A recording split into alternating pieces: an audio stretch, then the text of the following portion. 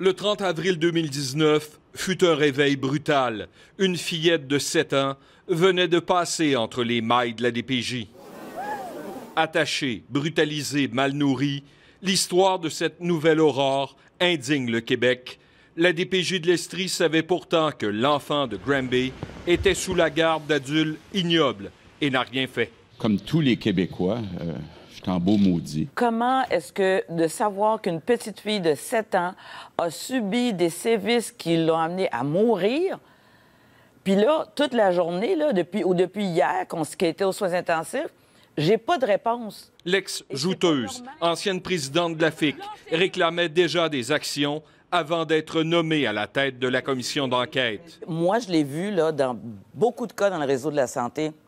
Il n'y a personne qui est imputable. Depuis, la commission Laurent se penche sur les façons d'améliorer la protection de la jeunesse qui connaît des ratés. Suite au 30 avril 2019, l'urgence d'agir s'est fait sentir. Le ministre qui a consacré 24 ans de sa vie aux enfants malades hérite du bourbier de la DPJ. Il y avait des problèmes au niveau de l'encadrement, il y avait des problèmes au niveau de la charge du travail. C'est que les pratiques n'étaient pas uniformes d'une région à l'autre. Cet exercice... D'octobre 2019 à mai 2020, la commission Laurent est allée à la rencontre des citoyens et des intervenants. Il n'y a pas eu grand-chose de différent. On voit encore des enfants mourir, on voit encore des enfants maltraités. 2 ans après la tragédie, la grand-mère et l'avocate de la mère sont sceptiques. Qui est responsable lorsqu'il y a des erreurs? Qui est responsable lorsqu'une petite fille est décédée il y a 2 ans?